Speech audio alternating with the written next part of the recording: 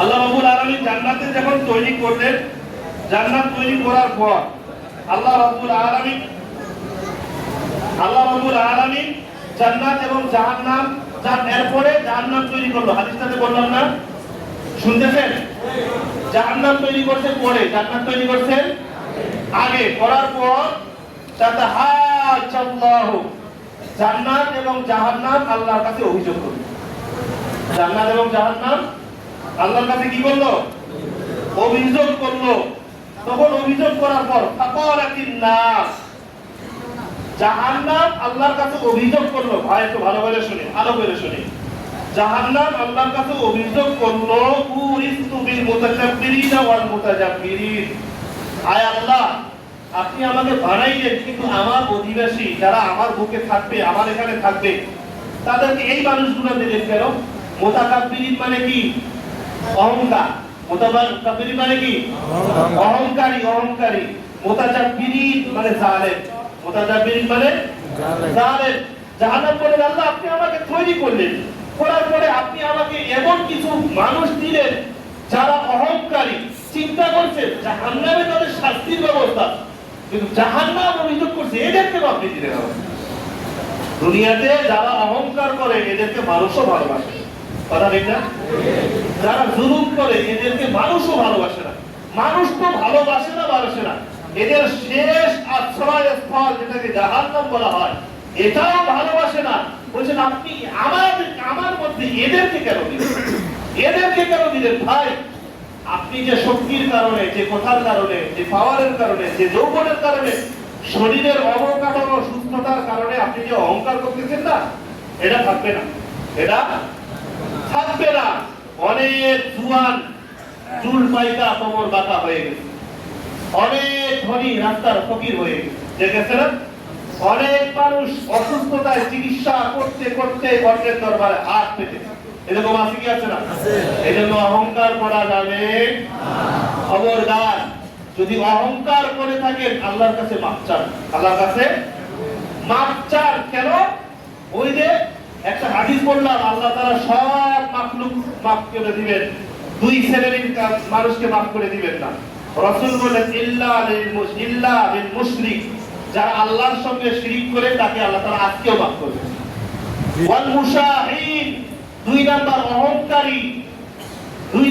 অহংকারী, আত্মীয়তা ছিন্নকারী, বাবা মায়ের সঙ্গে আত্মীয়তা সম্পর্ক ছিন্নকারী, খারাপ আচরণকারী, জালেম, ভালো কথা যার নাই, ভালো আচরণ যার নাই, ভালো চরিত্র যার নাই, তাদেরকে আরবি ভাষায় মুশাহিন বলা হয়।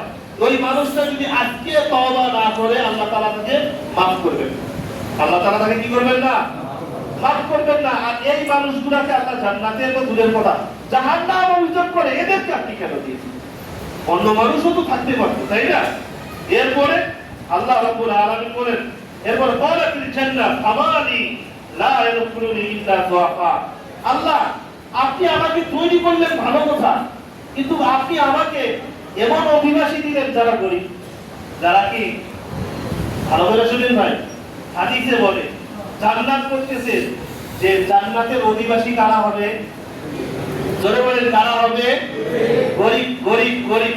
এজন্য আল্লাহ রাসূল বলেন যে তুমি দুনিয়াতে মুসাফিরের মতো থাকো, গরীবদের সঙ্গে থাকো, তুমি অহংকারী হইও না, জালেম হইও না, আগেই জান্নাতে যেতে পারবে।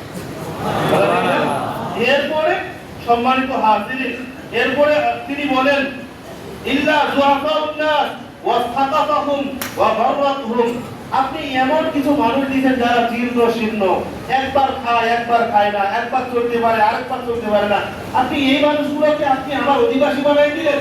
ভাই, এটা আমি আপনাদেরকে হাদিস শোনাই দিছি না, আমরাও বলি, কথা ঠিক না? আমাদের কারি টাকা নাই, আমাদের বড় কিছু নাই, তাই বলে আপনারা যারা ধনী তাদের কথাও আমি বলতেছি না। ধনীরাও, ধনীদের জন্য গরিবের তুলনায় জান্নাতে যাওয়া সহজ, কথা ঠিক না?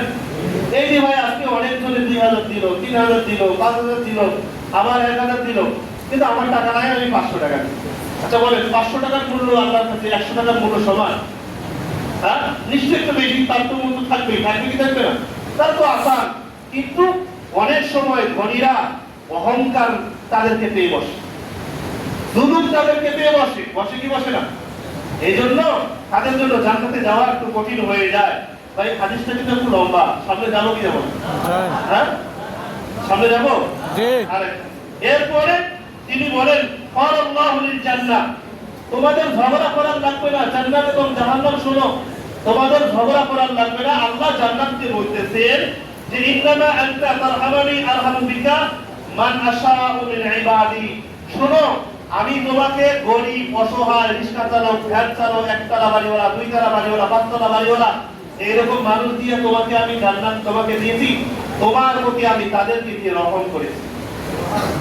তাহলে জান্নাত গরিবদেরকে নিয়ে, আল্লাহ বলছেন গরিবরা জান্নাতে যাবে, এটা জান্নাতের জন্য রহমত, জান্নাতের জন্য রহমত।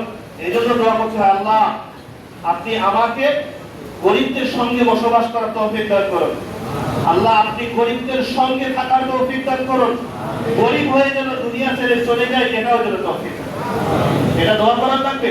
কারণ জান্নাত, জান্নাত সম্মানিত হাজির। এরপর বলছে ওয়াকাল আলিন্না, সংক্ষিপ্ত করে শেষ করি, ওয়াকাল আলিন্না ইন্নামা আনতা আযাবি ওয়াসিবু বিকা মান শাআ মিন ইবাদি, আল্লাহ রাব্বুল আলামিন বলছেন শোনো আমি, তুমি জাহান্নাম, তোমার প্রতিও আমি তোমাকে আযাব দিয়েছি এই অসহ্যকর মানুষগুলোকে।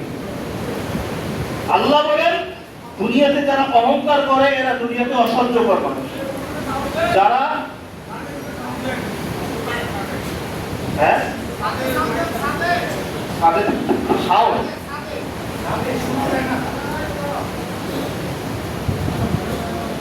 তো দুনিয়াতে যারা অহংকার করে তারা দুনিয়াতেই মানুষের কাছে অসহ্যকর, কথা ঠিক না? আবার আল্লাহ রাব্বুল আলামিন বলছেন শোনো জাহান্নাম, তোমাকে আমি জালেম এবং অহংকারী মানুষ দিয়ে তোমাকে আমি তোমার প্রতি জুলুম করি নাই, বরং তোমার প্রাপ্যটা, তোমার চাহিদাটা ওদের দ্বারা পূরণ করে দিয়েছি। সম্মানিত ভাই, আজকে এতটুকুই, ইনশাআল্লাহ আগামীতে বলবো আজকে গুনাহ মাফের দিন। আজকে কিসের দিন? যদি গুনাহ করে থাকেন, আমি আল্লাহর ওয়াস্তে, আপনারা আমার যারা আমার বয়সী আমার ভাই বন্ধু, যারা আমার বাবার বয়সী তারা আমার বাবা দাদা, আপনাদেরকে বলতেছি আজকের দিন নাও আমার হায়াতে আসতে পারে, বরাবর ঠিক, আগামীকালকে আমার লাশ হতে পারে, আগামীকালকে কার জানাজা কে পড়াবো কেউ জানি না, কার কবরের বাস কে কাটবো, কার কবর কে তুলবো কেউ জানি না, কেউ জানি না। সুতরাং কারো প্রতি জুলুম করা, জুলুম করা, আমি কার সাথে ঝগড়া করবো রে ভাই, আমার খাট খোলার জন্য 4 জন লাগবে, কয়জন লাগবে? আমার গোসল দেওয়ার জন্য একাধিক মানুষ লাগবে, বাঁশ কাটার জন্য একাধিক মানুষ লাগবে, আমাকে কবরস্থ করার জন্য কিছু মানুষ লাগবে, জানাজা করার জন্য কিছু মানুষ লাগবে। কার সঙ্গে ঝগড়া করব? যে আমাকে গোসল দিবে তার সঙ্গে, যে আমার বাঁশ কাটবে তার জন্য, যে আমাকে জানাজা করাবে তার সঙ্গে, যে আমাকে গোসল দিবে, যে আমাকে কাপড় পরাইয়া আমার পিছে পিছে জানাজার খাটের দিকে যে যাবে আমাকে দাফন করার জন্য, তাদের সঙ্গে ঝগড়া করব? এটা আল্লাহ পছন্দ করবে না। খবরদার, অন্তরে হিংসা থাকলে বাইর করে ফেলাই দিন, দুশ্মনী, জবরদখলি, মুনাফিকি যদি থাকে বাইর করে ফেলাই দিন। এইবার আল্লাহ হয়ে যান, আল্লাহর বান্দা হয়ে যান, আল্লাহ আপনার হয়ে যাবে ইনশাআল্লাহ। আল্লাহ রাব্বুল আলামিন আমাদের সকলকে বুঝার তৌফিক দান করুন, আমিন। যদি সময় থাকবে, আমরা যাদের উযু নাই মেহেরবানি করে আমরা একটু সাইড দেব, তারা উযু করে আসবে, এরপরে নামাজ হবে, এরপরে দোয়া হবে, পর্যায় করবে, মেহমানদারির ব্যবস্থা আছে, আমরা কেউ বক্তব্য করবো না।